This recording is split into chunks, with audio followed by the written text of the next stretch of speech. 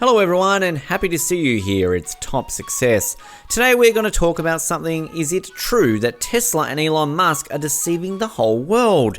We made a huge research and now we are ready to tell you about it in details. So if you are eager to know what's going on there and why Elon Musk and Tesla are cheating, stay with us to the end. We guarantee you will be totally shocked. Make sure you stay till the end of the video so you don't miss out on the craziest news ever! There is no question that the company has shifted the auto industry towards electric vehicles and achieved consistently growing revenues, passing $20 billion in 2019.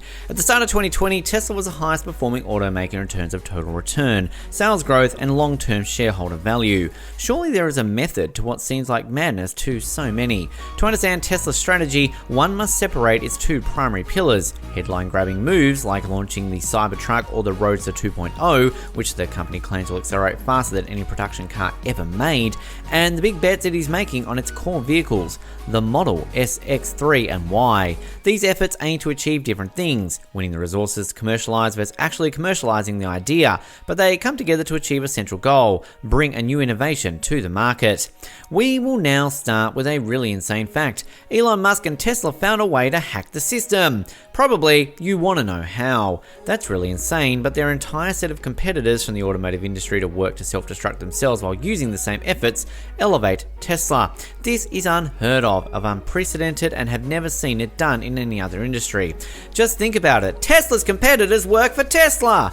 And such actions are allowing Tesla not just to become the most profitable, successful automotive company, it makes Tesla absolute monopolist in a market and gives Tesla even more. It is allowing Tesla to take over a whole new market, which could potentially be worth more than the entire automotive industry.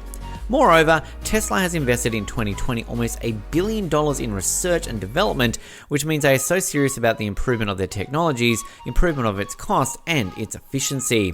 Beyond that, Tesla invested $2 million in capital expenditures, meaning factories and machineries. You notice that such investments are making companies a giant on market, and that's really insane.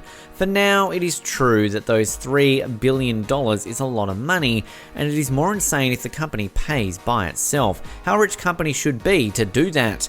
And here comes the hack. 33% of these payments and a little bit more come from their company. Essentially, that's really crazy that the direct competitors of Tesla, who are supposed to work against it, are paying Tesla a lot of money to get ahead of them and help Tesla to improve itself. Probably you've already heard about the term regulatory credits, and don't ever normally describe what it means. Most of people even don't know what it is or think it is something. The reason why Tesla is no good. Tesla is only profitable because of regulatory credits. Have you ever wondered what those regulatory credits are? A lot of people mistakenly assume that these regulatory credits come from the government, and the government is paying Tesla, and hence Tesla is not profitable. And it may sound like regulatory credits means like a government or governmental agency is paying Tesla to be profitable, which is entirely untrue. It is very important to understand that regulatory credits do not come from the government or any agency. They are based on the cap system. Every car manufacturer in the United States has a cap, a limit how much carbon emissions they can put out. And because most car manufacturers in the United States put on carbon emission cars still in 2020, they need a lot of regulatory credits because they are over the cap, meaning they're exceeding the limitations that is set by the government on ICE carbon emission cars. What are regulatory credits? Environmental emissions programs around the world, such as Zero Emissions Vehicle ZEV program in California, give out credits to automakers that produce and sell electric vehicles. In addition to California, there are at least 13 other US states that have similar programs in place.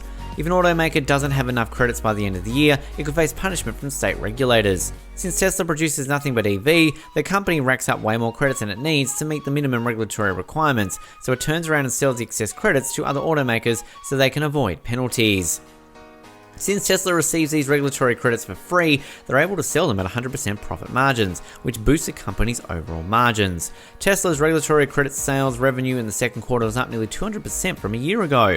Essentially, all of OEMs are paying Tesla a lot of money just to keep manufacturing outdated technology and not to evolve, while Tesla takes the money and puts it into electric cars, research and development. Based on the 2019 annual report, Tesla made about $594 million, $419 million and $364 million for the years ended December 2019, 2018, and 2017 respectively from selling regulatory credits alone. That's quite a lot of money from a product literally with zero cost to produce. The good news for Tesla's investors is that the revenue from selling regulatory credits would most likely be increasing over time in the future when Tesla accelerates its goal of transitioning the world to renewable energy. R&D is crucial for the long-term survival of a company. A company will probably not survive for long if it loses its competitive advantages to its competitors, and this could be due to research and development that does not work for the company. As a result, it's worthwhile to dig into the research and development spending, especially for companies like Tesla, Nasdaq TSLA, and General Motors, NYSE GM, in which their survival will largely depend on their successes in creating the next big revolution in the all-electric race. Now we will do just simple mathematics. Take a look at the financials of each of these OEMs of Mercedes, BMW, and etc. and check what their expenditure was on research and development and divide it by the number of cars they sold in that year. We've got the number. That number is the amount of US dollars which goes into research and development per each single car. 100% of this dollars goes into electric vehicles and electrical infrastructure. It tells us how serious a company or how big the budget is when it comes to allocating a portion of revenue or sales into innovating and developing new products or services. Of course, the higher the percentage, the bigger and better the R&D activity will be for the company. All of these other manufacturers, like BMW, by definition only a percentage of these numbers actually go to electric development, and a lot of it still goes into ICE development because they don't have a choice. But just pay attention what the heck is. You pay money to get left more behind. Probably that is the craziest hack you've ever seen in your life, because if they just switch to electric today, the cash flow is going to decrease. Tesla uses the money and getting ahead every year that goes by further and further from the rest of the industry.